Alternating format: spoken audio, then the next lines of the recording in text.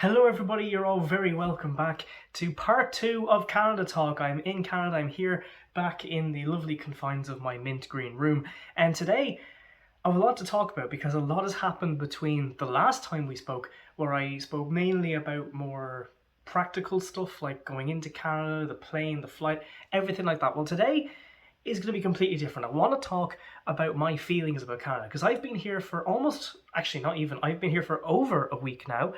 So I think it's about time I talk about my feelings towards Canada because I've been to some pretty incredible places despite only being here a week. And I think now that I've finally found my feet, I think I can start to give opinions on what I think of the city, what I think of the places surrounding, and just the general things that go on with Canada. So let's begin. So to give you a quick rundown of the places that I've been to over the last 6 or so days, the evening that I posted that YouTube video, I went to Harry Potter and the Cursed Child, which was absolutely incredible. Deserves its own video, so I'm going to review that maybe when I get back. I don't know, we'll see. Went to downtown Toronto in the night, which was really, really cool. I'm hoping to go downtown during the day and visit a few places, so stay tuned for content on that. I'm going to be starting to post a little shorts as well, by the way, so click the subscribe button if you want to see more. Yeah. After downtown Toronto, we went to Old Oakville, which is honestly completely different to anywhere I've ever experienced in Canada so far. It was absolutely incredible. It's by the lake. It's this oldie worldy, I think like 1800s houses. Yeah, it was absolutely incredible. Again, probably deserves its own little video, but it was absolutely just mind-blowing how different 2 minutes of driving will get you, because you can be in the heart of Old Oakville, you can be on the lakefront, and then 2 minutes away you're back into suburbia and just cars and highways and offices. It really is quite incredible, and again, deserves its own video to maybe talk about. After Old Oakville, though, we went to, well, we had actually out in the sticks. We went to countryside, which is the first time I saw countryside in a week. Honestly, it was quite incredible. So we went to a place called Stratford and then another place called Exeter.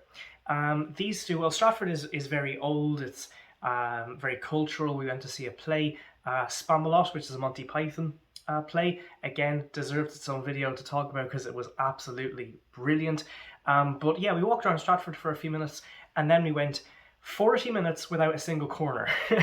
We went to Exeter, which is just, yeah, it's right in the sticks. For as far as the eye can see, it's just farmland. It's cornfields on one side, wheat on the other, a few silos, a few barns, a few incredible pieces of machinery. But yeah, that was just all it was for miles and miles and miles. When you got to the horizon and there was a new horizon, the road was still straight. It was mind-blowing because obviously in Ireland, you can't go 5 minutes without being in a bush. Not even 5 minutes, 5 seconds. So yeah, that was a bit of a change. But yeah, so that is all the places that I've been to since. Pretty well travelled for the last week, it has to be said. So now let's talk a little bit more about what I felt about all those places, because they're very, very different, yet they're all within 2 hours of each other, which is quite cool. So let's start with downtown Toronto. So I went to downtown briefly to see, obviously, the Harry Potter play. That's now finished, by the way.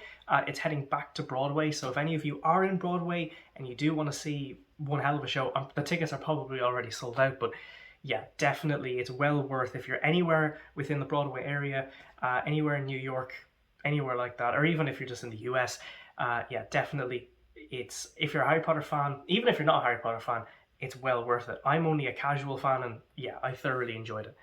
So yeah, I saw downtown Toronto in the day, and then I came out and it was obviously pitch black. Not actually quite pitch black, because it was, yeah, lit up is the only way to describe it. It's quite incredible when you get into the city for the first time and you just see skyscrapers. It's also worth saying driving into the city can be a little bit deceptive if you don't actually know where you're going, because there's 2 or 3 different groups of skyscrapers, and that isn't actually all classed as Toronto. Recently we've had elections here for a mayor. I'm not saying we, I don't know, I don't live here, but yeah, the actual city of Toronto votes for their mayor, not the places around it, even though, to be honest with you, it just feels like one big city and it's just the suburbs. But yeah, Toronto itself is in actual fact just the city. But there's two or three different groupings of skyscrapers. One is actually for downtown Mississauga. The other is then obviously the big one is Toronto. But there's a few others as well, a few different apartment blocks, this, that, and the other. It is a little deceptive if you're, if you don't have to Google Maps or anything and you're just trying to look for skyscrapers. Yeah, it is a little bit deceptive. So what was the biggest thing I took away from downtown Toronto? Well, the size of it. And honestly, walking through those streets at night, seeing people on night outs, it was a Friday night, so people were enjoying themselves. And the biggest thing I thought of when I was looking at all of these incredible buildings with, 20, 30, 40 stories, I think the 73 floors, something like that, something mad anyway. But the biggest thing I took away from all that was the opportunity. Obviously, I'm going here looking at thinking, is it viable to make a career here? And okay, there are other factors that you have to take into account. But if I'm being honest, the pure opportunity that is here in the city is mind-blowing. The amount of people per square kilometre with Toronto compared to the biggest city in Ireland, which is Dublin, is at least tenfold. I haven't looked at the figures. You can go correct me in the comment section, but if I'm honest with you, it has to be at least tenfold, because in Dublin, the highest building we have is something like seven floors. There were buildings in Toronto that I could have sworn looked like 100, but were probably like 70 or something. It was honestly surreal. It's just mind-blowing. It really is. As I said, per square kilometre, the amount of people, the amount of business opportunities. Where I was, it was the financial district, so there was a lot of banks, BMO, the insurance guys, TD, loads of different, RBC is another one. But there are so many different opportunities, both career-wise, social-wise. It honestly was quite incredible. Even driving out of the city, seeing all the suburbia, and for miles and miles, it was just storage depots and everything. Honestly, it's quite intimidating to begin with, but when you drive there for so long and you're in and out and you see it more often, you start to just go with it and accept it. And yeah, it is quite unbelievable to somebody who just has never really seen that before. So we also went to Old Oakville, which was a lovely place, as I mentioned before, very oldie worldy. There were houses there from the, I think, 1830, 1850. So I'm gonna put all of this in the edit, hopefully, if future me decides to bother as Barney. But yeah, so we went just along. The thing about Old Oakville is, and I didn't really capture that well on camera, the houses there are Hollywood worthy. They are incredible. There's so much money in Old Oakville. Where I am, or where I'm near to, I should say, there's kind of two different sides of Oakville. So there's the poor side, which is a kind of like housing estates. Really cool thing about Canadian housing estates, not one house is the same. They're all legally have to be a little bit different. If it's the angle of your roof, if it's the exterior, they all have to look just a little bit different. And I think I've probably said this before, but Irish property developers can learn a lot from these guys. But anyway, I'm not gonna dwell on that for too long.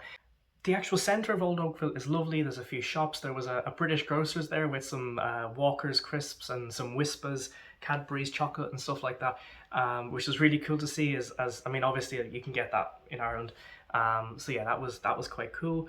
Seeing a McLaren and a matte black Bentley just parked outside, the McLaren windows down. I think the owner was probably in the cafe opposite having a grand old time. Yeah, the amount of money on show, and it's just, yeah. It was a lovely, lovely place. Probably scary to think how many millions were walking around. Not millions of people, millions of dollars, just walking around there casually. We then took a look along the lakefront.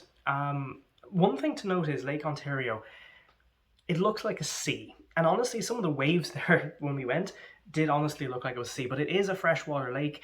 And yeah, again, in Ireland, we just don't have that. When you look into the distance of a lake, you can see the other side. That isn't really the case in here. You can go for, I don't even know how big Lake Ontario is in terms of like, square kilometers or coastline, but yeah, it is it's big. It's really, really big. We then took a walk along the pier as well, and there was a little harbour with some boats coming in. There was a few jet skis as well. I think I hopefully got a video. If I did, I'll insert them into the video now. But yeah, it was absolutely mental. And just to walk around there, it was really nice. It was a really nice day. It was like 26 degrees. Yeah, it was just a really, really nice experience to walk down there to see kind of how the 1% or the other half live, I guess. Mentioning degrees and weather, over the last few days, it has been horrifically hot. Yesterday, it got to 31 degrees, but I think the humidity index, I think it had it around 38 degrees, what it felt like. Both the lack of air and just the way the sun's beating down. So you have like an actual temperature, and then you have like a humidity index, or I don't know the clever term for it, but yeah, it felt like 37, 38 degrees. I've done that once before. I climbed Mont Saint Michel in that kind of humidity temperature index. But yeah, it was it was not fun. Obviously, being in Canada and being in North America, it's a little bit different to back home. In Ireland, we don't really have air conditioning and stuff like that. Over here, you absolutely do. And when you're in a car, which the AC works really well, whether in your house, and then you step outside and you just get this blast of heat, it is quite scary to think just how hot, but obviously how controlled temperatures are over here. Like in houses, the entire house will be 73 degrees. If I'm back home, not one room will be the same temperature. That's just the way it works. But yeah, again, is quite interesting. So then obviously going into the countryside, as I've mentioned before, miles and miles of cornfields and wheat fields. It kind of gets back, and this is what I'm going to hopefully talk about, because I know I've said I want to have my feelings on everything in Canada and Toronto so far. The size of everything over here is mental, whether it's trucks, whether it's buildings, whether it's farmland.